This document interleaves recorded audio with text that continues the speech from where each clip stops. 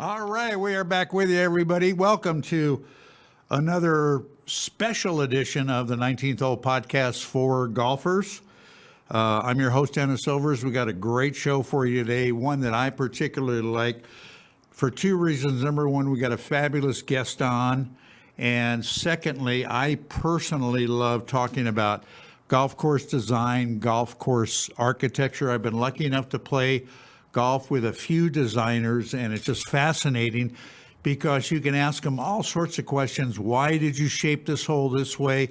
Why do you have an elevated green this way? And it just so much to it. It's absolutely fantastic. And we have a gentleman on today that epitomizes really, really good golf course design with the courses he has done work on. Top to bottom, it's great. You're gonna really enjoy our guest. Anyway, the weather's still hot as hell here in Las Vegas. If you consider 118, 120 to be hot, I do, and I love hot weather, but that's just a little bit too much. And it's supposed to be cooling down hopefully next week, so the golf course should be getting a few more players. Not everybody wants to get out real early, of course, but not everybody can. Some other news in the golf industry, as you probably heard, Keegan Bradley was named as the captain for the upcoming Ryder Cup. I personally think it's a good choice. Keegan is a multi-winner on the PGA Tour. He's well-liked on tour. I think he's going to get a lot out of his players. He's got a great personality. And a lot of people are saying he got named because Tiger kind of turned down the job, which I think is very fortunate. I think Tiger would have done a horrible job, but that's just my personal opinion.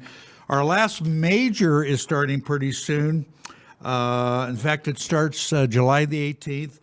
The Open Championship is at Royal Troon, which is a wonderful layout. In fact, our guest is going there to see the Open.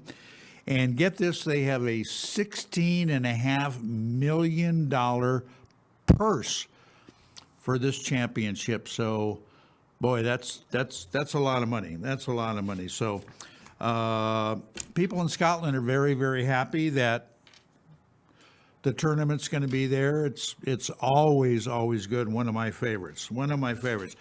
Anyway, let me tell you about our special guest that I alluded to. Augie Piza is a very well-known, award-winning golf course designer, architect from Mexico.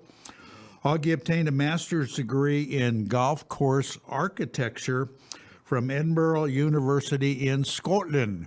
I've been to Edinburgh. It's a beautiful little town. He is a senior member in both the EIGCA and the ASGCA here in America, and those are both similar organizations, Golf Course Architects of America. Augie has over 2 decades of experience in the golf industry with design and architecture. He is recognized as, this is what I love, an out-of-the-box thinker when it comes to course design as well as community development, and we'll get into that a little bit. He has been heavily involved with directing the first tee in Mexico, and we'll certainly discuss that. See if there's any differences between the first tee in Mexico and the first tee here in the United States. So my pleasure to welcome our friend, great guy, Mr. Augie Piza. Augie, welcome to the show, mi amigo. Dennis, muchas gracias. ¿Cómo estás? De nada. Bien, gracias. Let me ask you this, Augie. How did you first become involved with the First Tee program in Mexico, and how does it differ, if at all, from the First Tee program in America? Well, I love that you asked me right from the start, that one, because it's one of my favorite subjects. I'm a big passion, obviously, about the sport we love, golf, but to be able to direct the First Tee of Mexico here, it has been an absolute privilege and an honor. It started in 2017 when we first hosted the WGC. Remember back 7 years ago, the World Golf Championships, Mexico Championship, which was in Mexico City. the Salinas family, and we brought that tournament to Mexico. They're huge believers in golf and what it teaches, and that part became, there's a charity involved in that, and all of that. Either the PGA Tour is involved, Right. obviously the WGC, Grupo Salinas, in this case the Salinas family, and Benjamin Salinas, who's a dear friend of ours within the golf industry, and they're very avid golfers.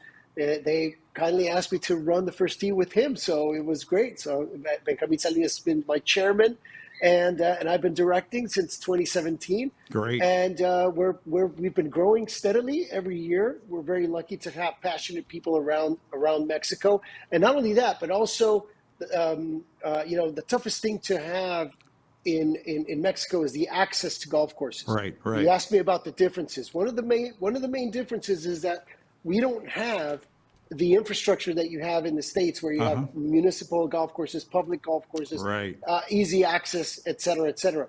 We do not have that, and we only have all resort style or pay and play or whatnot. So Okay. the first thing is create alliances with the private golf Clubs, courses, yeah. to private clubs, to lend us Right. these courses for the kids. So that's one of the important aspects. That's very important, and that we've been very lucky with that. We have 11 chapters right now, with a little bit over 450 children, and completely 100% under scholarship with this program, learning about values, learning about the core pillars. You're asking me again what we did. 2 twists to the first tee. It's the same franchise, if I may. Yeah. Yes, same. We get all the information from the first tee of the United States with Greg, who's a fabulous director up in the States. So we follow those lines. Now, obviously, we need to tropicalize it to culturally speaking. Right. So one of the things that we did was we added a pillar that's called empathy. So we added empathy in one of our pillars. And the other thing we added was we're teaching the children not only the values and the core values of golf, Right.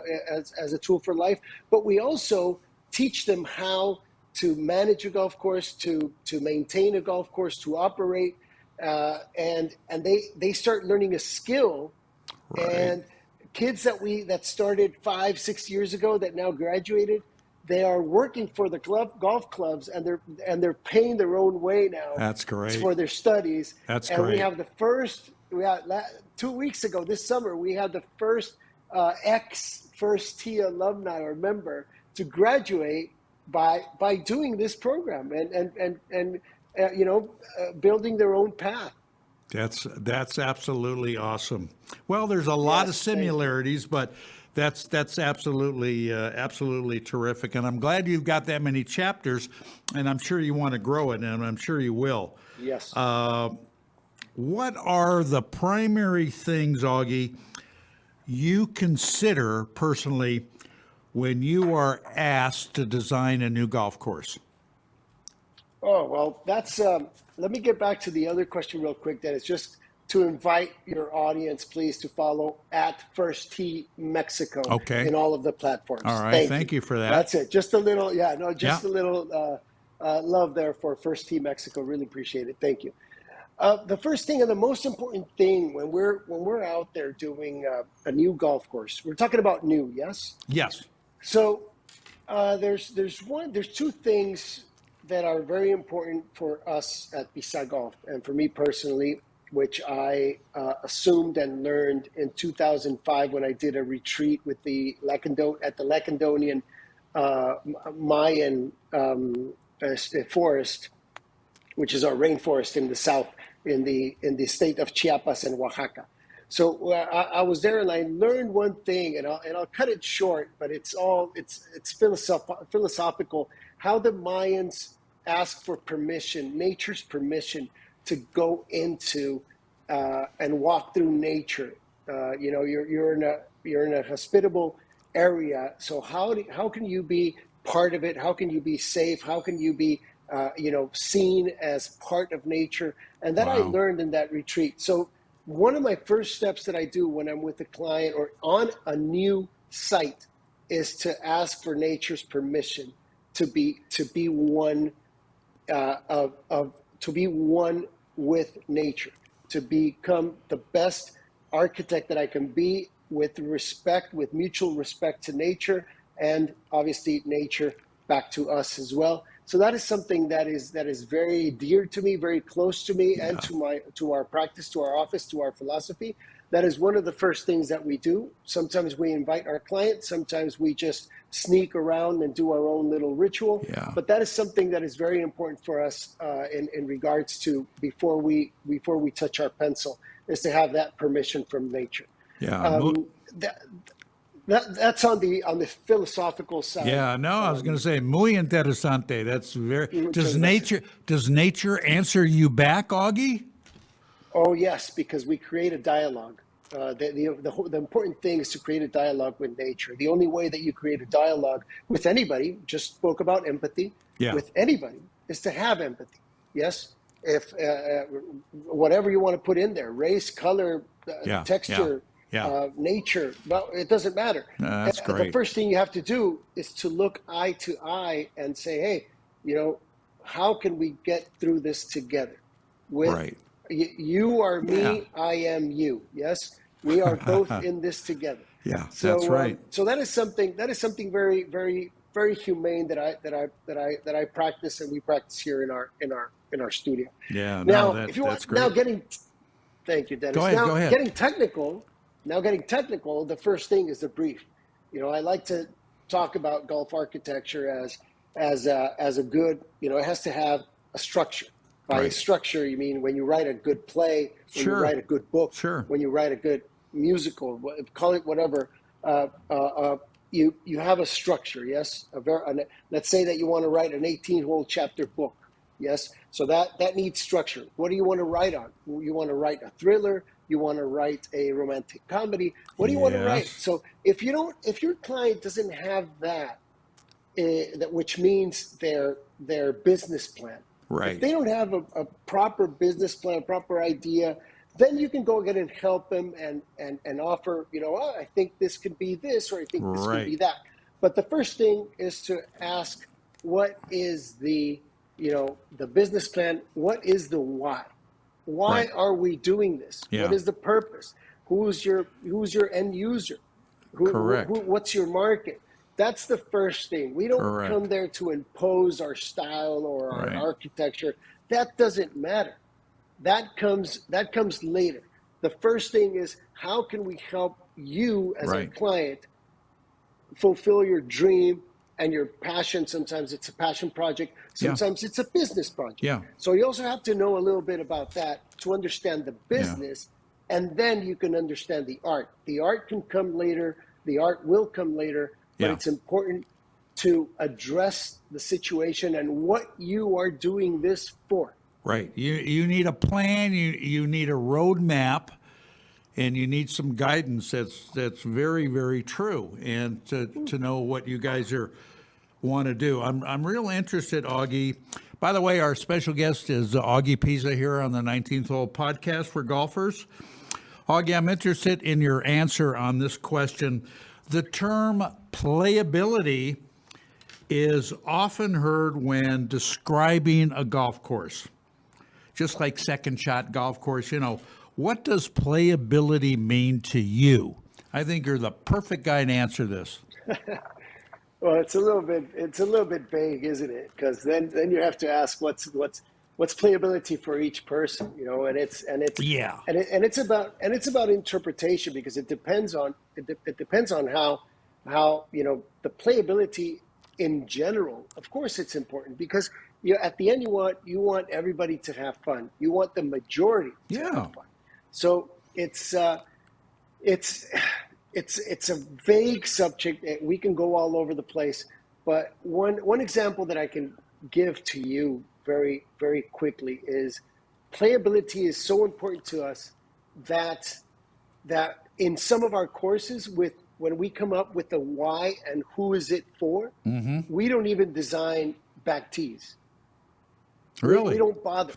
Really? Yes, of course. Why would you design in this particular project? Why would we design for the less than 1%? Why True. am I going to add, you know, 500, Yeah. 700 yards, whatever the number is, Gotcha.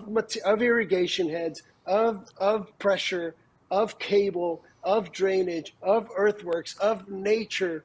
Why would I add them? Why would I add them to the ticket? Yes. Yes. Less than 1% of people are going to play those tees, Right. and sometimes when they play, they don't Great even pay point. for golf. Great point. So business wise, it doesn't make a lot of sense for the particular brief that we agreed upon. Yes, Great. That's it a just great point. if And there are guys that will do that. Hey, I'm playing the tips because I want to get my money's worth and I want to see all of this golf course. And I said, yeah, you know what? You're a 15 handicap. Why don't you move up a little bit so you enjoy it more? You got a chance of making birdies and you'll have a much more enjoyable time without the frustration. Oh, no, no, no, no, no. And I just think they're silly, Augie, for doing that. well, now you can play one of our courses and you won't have that situation. I So love it. Listen, I'm going to play the I've tips been where known to there's no play the tips red for you. tees if given the opportunity. So yeah, hey, Exactly. No, oh, so it's just, again, Dennis, it just depends on the brief. If somebody briefs us and has a perfect plan for a player's course, right. that's a different That's story. a different Yes, story. Yeah, if we get to design TPC Sawgrass one day, like Pete Dye was briefed yes, precisely, we need to make these guys' life miserable. Okay, let's yeah. go. Let's You know, go. Yeah. that's a different story. Let's go. Yes. Wow. No, But you so got to it's build really it for the very, players. You're right. yes. And if Well, if your for clientele the are brief, weekend Dennis. amateurs, yeah, Yes. why bust their hump? I mean, they make it. It, Oh, I had a great time. I'm coming back. That's the yes. whole deal. It's for the brief. You Right. design for the brief. You Right. design for the end user. The end user, exactly. If it's a resort course, you like to travel a lot. Right. You talk about traveling a lot. If it's a resort course, it's designed for people to break 100 and Yes. go open a nice bottle of wine because they're happy and they're going to Right. have lobster and they're going to have whatever because they're going to call their friends. They're going to call their wife. They're going to say, "Hey, I just broke 100." Blah blah blah. And That's that's the right. whole And point of that celebrating and get experience. mucho borracho. And get Celebrating. yes, Yeah. Yeah. and make Yeah. our clients business as well That's because exactly right. They'll love it. They'll that's what we absolutely love it. also Yeah. we can't lose the aspect of that. You're Golf for 100%. the golf course. Yeah, the golf course is an amenity. Right. Yes, the Correct. golf course is an amenity. It's a big pool, Correct. and everybody's going to travel to go into your pool, but That's the right. business model is a different one. Well, Absolutely. Well depending said. on what you're doing and where you are, Well but said. in general, that's what we get, and that's we have to take care of our client. Yeah, absolutely right. Augie, we got to step away. We're going to take our first short break. We'll come back, and we're going to have a lot more with our special guest, Augie Piza. So don't move. Stay right there. We are back right after this. I promise.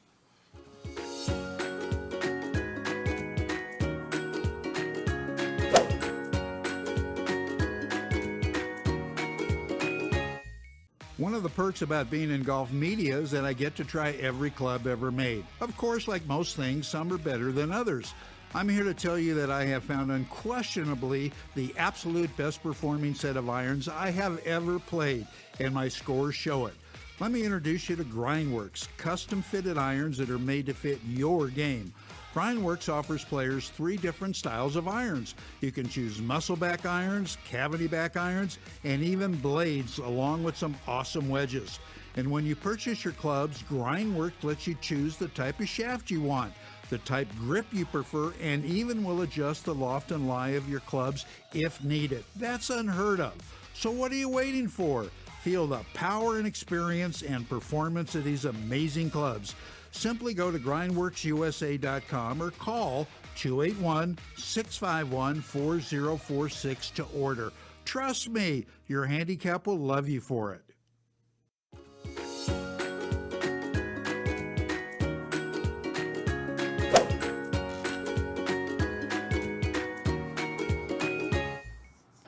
All right, like I said, short and sweet. Welcome back to more of the 19th Hole Podcast for Golfers. I'm your host, Dennis Silvers, and we're talking with a great guest, Mr. Augie Piza. Augie, I got a text message from a listener. What are the conditions under which you determine the types of grasses to be used on the golf course and also on the greens? Interesting. The number, well, we have experts that are consultants, and that's number one. That's when it gets to the nitty gritty, and we absolutely have to, place, let's say, specifications. Right. But in generally speaking, and the most important thing is the water. When you have to have knowledge of the quality of water, Right. the quality of soil or the type of soil, and the altitude or geographical position of the site. Those are the three general things that us as a golf architect firm, that way we know if it's the altitude or tropical weather or whatever. Then we go for summer. Then we go for summer grasses. Then we go for summer grasses. We go for paspalums or Bermudas, or we go for winter grasses if it's if it's cold or whatever. We go with bents or rye grass or stuff like that. But those are the three main factors as an architect, not as a technical agronomist specialized in turf science. Yes. Right. Yeah, because that's a whole separate deal, and I really give a lot of credit to those. That's a whole doctor. Yes. Oh, that's another doctor. That is a whole different show. Augie, why did you decide to go to a university in Scotland? Because I wanted to wear a skirt. No, I'm just kidding. That seems like a long way to go to school. The number one thing that called number one, obviously, it's the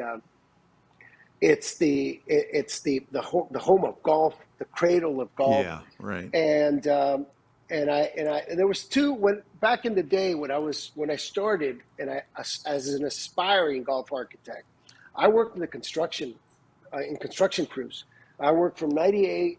That was my first year, and I worked in Paragon, which was a Jack Nicklaus construction company back then. Mm-hmm. And then I went to do project management again with the golf course on a Tanfazio golf course in Querencia. Then I went to do in Monterrey La Herradura with SEMA Golf. So I started in construction. When I was aspiring to become a golf architect, at that point back then, 25 years ago, it was like everybody or the majority that were out there designing were major players, and that's what you heard about in the 70s, the 80s, and 90s. So it was like, well, I'm not going to win a major anytime soon, or at least not in this life. So I have to hit the books, and that's what I did. I'm an architect by trade. Yep. So that gives me a lot of competitive advantage that I'm a vertical licensed architect. So I can, when it comes to mixing the arts and science, my 5-year degree in architecture is perfect for that.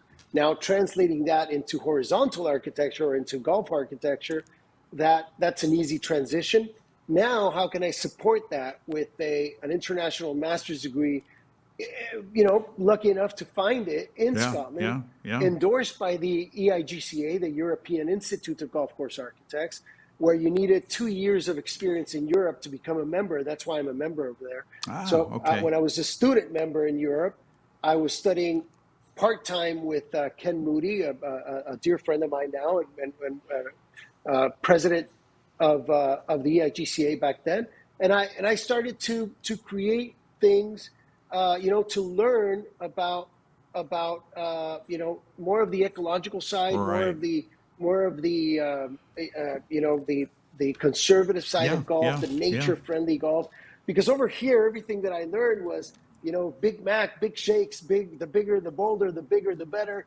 Move that mountain to the left, move it back I to the know, I right. know. That's how I learned. Yeah. So it was great to kind of like be in the middle ground then when it became, now I have a very good mix of, the extrovert um, uh, type of design of the Americas or our side of the world with the conservative ecological Yeah. side of the British Isles. So that again, I think it's a very good competitive advantage because I'm not afraid to get out there, but I'm also kind of like, hey, we whenever we need to respect nature in this aspect and Absolutely. this Well, other that's aspect. So great. That's what makes you so good because you're schooled in both, yes. in both viewpoints of design of a golf course. That's phenomenal.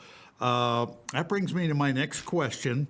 Kind of hit upon that. Have you ever run into any type of problem, Augie, when designing a course with any environmental issues involving, say, maybe the shaping of a hole or vegetation or even hazards? there's always there's always to think about that. I mean, we're very lucky that we get to design in a place where nature hasn't touched in a million years, millions of years. We also get the other, which is maybe it was an agronomic area or Right. plantation or whatever. Then it's fairly open. But at the end, you've probably heard the term blank canvas. I'm not an architect that uses that term because because it's never a blank canvas. You have to respect nature. You have to Yeah. respect what's out there. There's rock formations from millions of years ago, maybe volcano, maybe other types of formations. Yeah. You have grasses, you have bushes, you have trees, there is a story told there, a millennial story told there on every site. So Yeah. the first thing you have to do is interpret that. If you interpret that, then that gives you the tools to come in and work with it, like we've talked about. Yes, create a dialogue with it, Yes. or even enhance it depending on the situation that you're Right. at. So there's always that. You always have to be open and willing to collaborate with nature, to collaborate with areas like this. Sometimes we do encounter like not only the ecosystem but also the archaeological sites. Especially when you work in Mexico, sometimes you have sites that are Mayan Right. sanctuaries, Exactly. or you find like an I don't know an Indian graveyard or Yeah. an Aztec Right. graveyard, et cetera, et cetera, et cetera. So you also find archaeological sites where it takes even longer and more patience to Right. create something because you need your archaeologist in front of you, Right.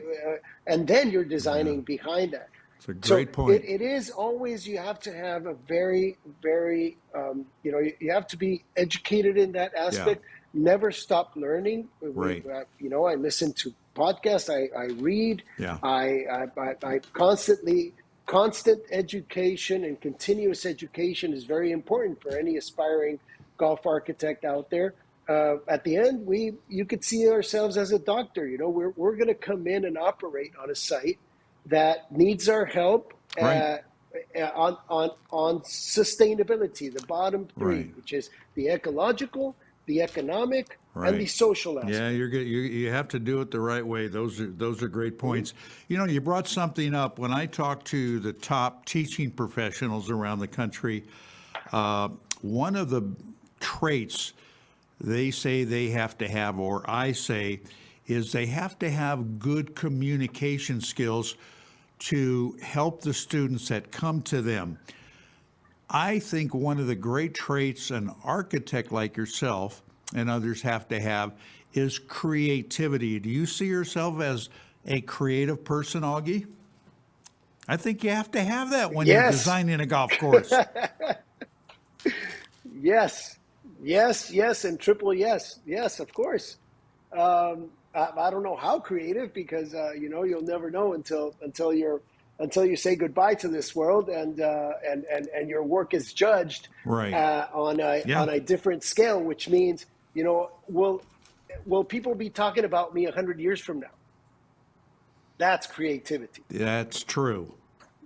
That's Yes, true. And I think they will. that's And creativity. I think they will. So And I will let you know. that's that. Those are the well. Love it. Oh, you Those are got the that. You got that good. Michelangelo. Yeah, yeah. Well, those are the Michelangelos of the world. Those Right, are the Da Vinci's of exactly. the world. Those are the Miros, the Picassos. Uh, Yes. that that's what I aspire to. If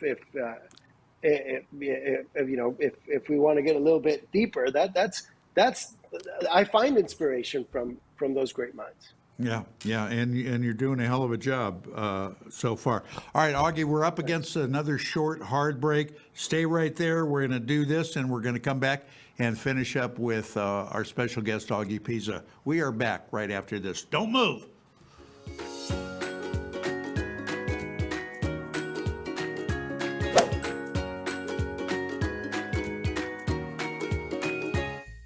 The revolutionary Power to Golf Club requires no swing to hit golf shots from 50 up to 225 yards. That's right, no swing. It's empowering golfers with physical issues to continue enjoying time golfing with friends and family. With just the push of a button, the easy-to-use Power to Golf Club launches shots down the fairway and onto the green. Whether a physical issue or just want to join in on the fun, the Power to Golf Club is for you. Visit online, powergolfclub.com. Carter Bonus of Spectrum Golf not slowing down. His third year at the PGA Show, and the cameras are still following him. This time, Whistle Sports Media and Entertainment and Fox 35's morning show in Orlando, Florida. Spectrum Golf Apparel, one of the few lines selected for the PGA Fashion Show, is designed with skin sensitivity in mind, like Carter's. Get your super soft golf gear today at carterspectrumgolf.com.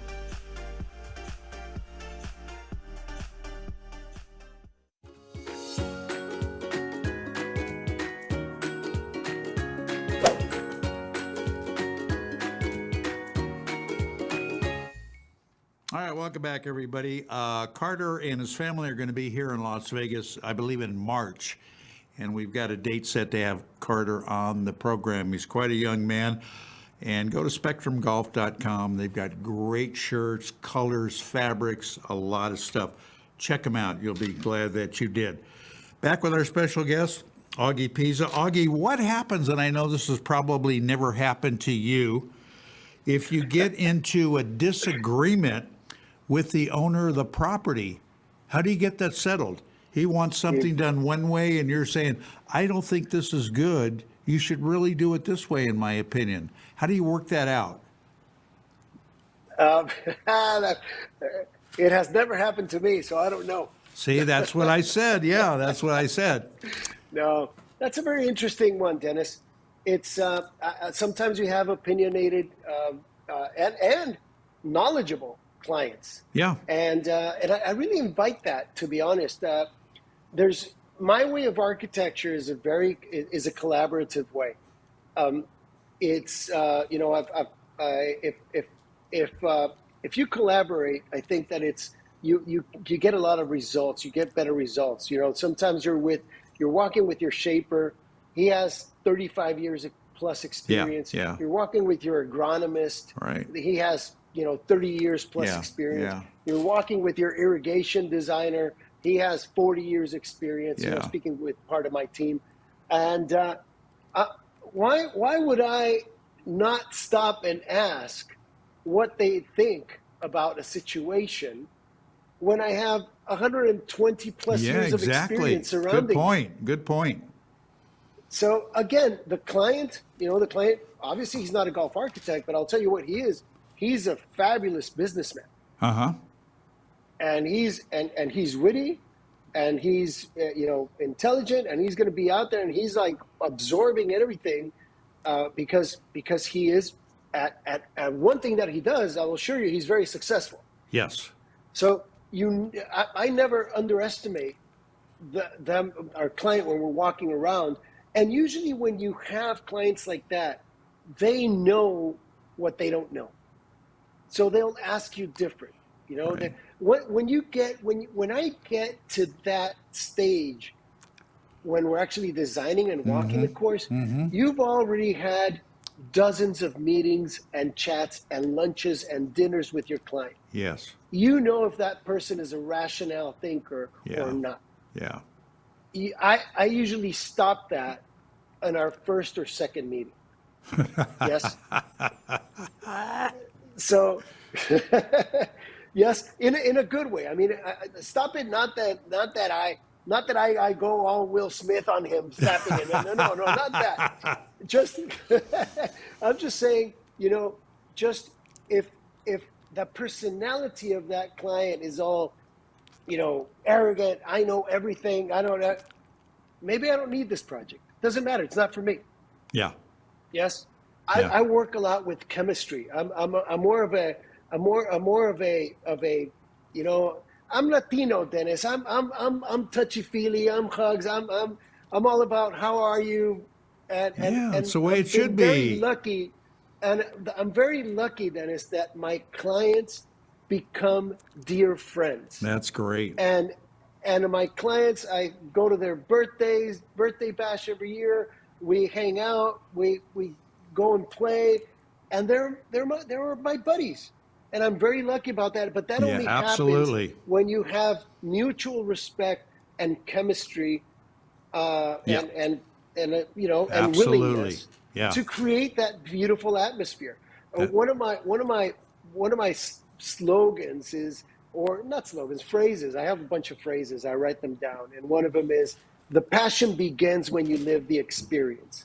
And that's the experience that you get when you have us at Piza Golf. It's you're going to be immersed in this passion. This is going to become like a 360 experience from the day we touch our pencil till the day we do our first swing out there. And you're going to be involved. The client's going to be involved. Everybody's going to be happy. Everybody's going to have that sense of ownership. That's what I like to create in our designs. Regardless if I make the decisions and I take the last decisions, but I promise they're all going to be rationale decisions. Yeah. They're not, every inch of our golf course has a purpose. That's well said. You do something that is unique, at least to me, that other golf course designers do not do. You get involved in what I call the community development around the golf course. Explain that to our viewers a little bit, Augie. Well, it's a little bit of giving back. It's golf. There's no secret. Golf courses, beautify the surroundings. Right. They give it, they're going to give it. They're going to increase the price of the surrounding houses, whether you live in there or not. Yep. They're gonna create a different community. So when you're designing a new master plan community, you want not. I don't like to see a border. I don't like to see a line. It's how can this community, how can this come outside, and how can the community of the existing community come inside? At the end, you're going to create jobs. You're going to generate maybe more than 100 jobs. Good You're point. going to feed more than 100 families or more than that, between caddies, operations, and maintenance. Yes. All of that's going to flow to the outside community. How can all of them be part of this and this be part of that? And it falls into our design philosophy. Everything that you see in the green surrounds or inside the green has to come out, and outside the green has to come in. Inside the rough has to come out, has to make sense and come into the fairway.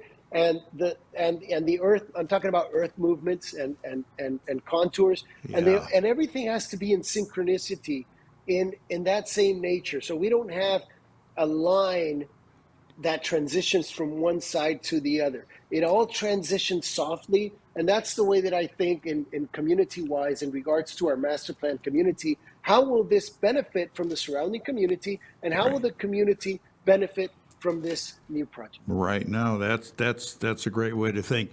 Do you show up on opening day for the golf courses you do? Yes, but I only putt.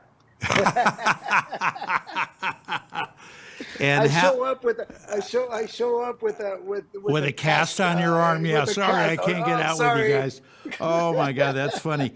How important is the feedback that you get from Yeah. players when they first start And, playing their golf course? Dennis, and don't get me wrong, I love golf, I play golf, but I'm one of those regular players that get nervous on the first tee if everybody's. If you can relate to me, thank you, I appreciate that. I am way better with my pencil. I am a +6 with my I or hear you. +8 if you want with my driver. I'm no lower than a 12.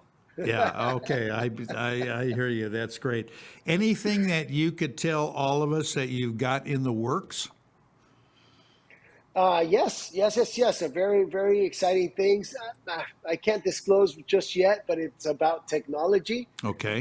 So we're doing work in simulator based. So excited about that. And if you invite me over 3 months from now, I'm sure we'll be talking a lot about those types of projects. I look It's an forward to it. innovative design. Thank you. It's an innovative design. It's an out of the box design completely. And Great. for the first time, it's when you design a little bit in the virtual world, or a lot in the virtual world. Yeah. I don't have to worry about sustainability. That's the Yeah. best thing. Yeah. No, that's no. I look forward to that because I know it's going to be terrific. And like I said, I love what you do with your attitude about designing and out of the box. And that's the way you got to be, I think, Augie, to separate yourself from your competition. And it's just absolutely, absolutely great. But again, I did invite you to come to Las Vegas to play some golf. Yes, thank you, and we will. And it would be my pleasure to host you. We got to wait till it gets a little cooler because it's been 118, 120 here, as you know, and I don't think you have to worry about quite that hot in Mexico, but it's great. Outside of one, and this is probably a little bit unfair to ask you, outside of your own designs, which are all fantastic, do you have a favorite golf course that you have played? Oh, of course. Cypress Point. I love it. Okay, that's a good one. I've been very lucky actually to have played a few national golf links. I've played a few. The Three Pond Farms up there in New York as well. My dear friend Paul Granger invited me over there. So there's a few golf courses that I've been privileged to play in the UK, in Australia, in the United States, in Mexico, in Brazil, in Costa Rica.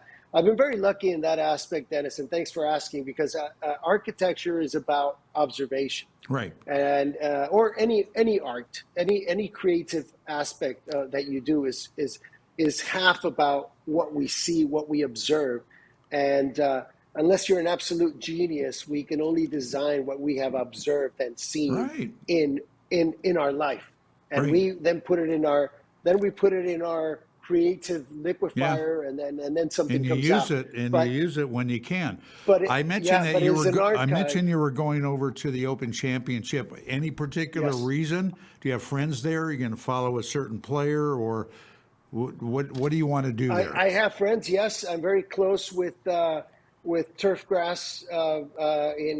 They're my consultants in agronomy. I've worked close with a lot of European-based firms, so I'm there to to say hello. Obviously, Troon. Royal Troon is a golf course that I've played as well. The golf course is amazing. Scotland is my second home. Well, my third or my fourth. I don't know which one it is now, because So you asked me about the weather, and my weather tolerance is somewhere between Puerto Vallarta and San Diego. Yeah. So it doesn't move a lot in extreme weathers. So I will be going to the Open, just fairly a quick trip. Yeah. But it's always great to be out there. Absolutely. And at the end, it's an international atmosphere. Yes, you see a lot of colleagues and friends from me from all over the world, to be honest. And it's always I great think to see a major. And like I say, and it's I always great to see a love major. I love the tournament because it is a little bit different than the rest of the majors. Anyway, Augie, darn it, we're out of time. I'd love to keep you for another hour, but we can. I really appreciate you taking time out because I know you're very busy, and I appreciate it. And I will be in touch soon. In fact, I'm going to send you an email about something. And enjoy your trip over there. Stay well. Be safe, and we'll be talking to you. Great info. Well, yeah, whenever you want to do, we like long lunches. We do 2-hour lunches, Dennis. So let's just continue talking next time. Perfect. Perfecto. You got it. All right, All again, right. Augie, thank you very much, and we'll I be really in touch. appreciate it. Thank you. Thank Great, you as well great for having show. me. Great show. All right, everybody, that's we're going to take our last break, come back with our golf minute, and finish up the show. So stay tuned.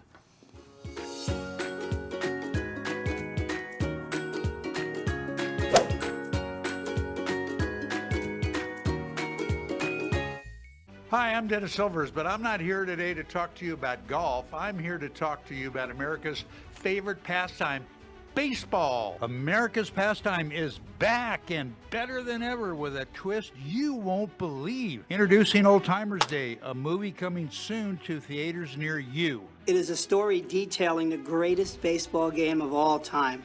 Two teams, one chosen by God, one chosen by Satan, with the greatest players of all time, living and deceased, playing alongside each other to determine the fate of mankind.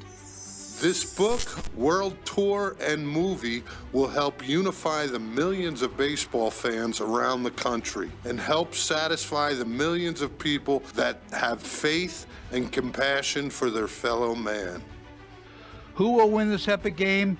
You'll have to watch to find out. Expect an unforgettable experience that will touch your heart and soul. The Good Old Boys is brought to you by the Celestial Baseball Association, who are hitting home runs for God. Old Timers Day, where the spirit of baseball meets the power of faith. Don't miss it. Order your copy today at dpztechnology.com/store. Get this, use promo code OTD20 for an amazing 20% off. I'm Dennis Silvers for 8 News Now, here with another golf tip. I'm with longtime PGA teaching professional Paul Wilson out of Bears Best Golf Course. Paul, everybody who plays golf, even the professionals, hit fat shots. What causes that, sure do. and how can we stop doing it? So fat shots are the easiest shots in the world to fix. So the average person, when they go to hit the golf ball, they're up here, they're looking at an object, they just pull the club down, and that traps them with the weight on the back foot. So all we have to do is get the weight off of our back foot as we're coming through impact. All you gotta say to yourself is feel the heel, right here, feel your heel. So you do a few practice swings like this, but as you're coming through impact, feel your heel lift a little bit. Okay, so you do that 2 or 3 times, like that. If the heel is lifting, your weight is shifting. Then, of course, you apply it to your shot, and you'll eliminate the fat shots instantly. Great tip. You want more? PaulWilsonGolf.com. For the Golf Minute, I'm Dennis Silvers, and we're going to see you back next time. So long, everybody.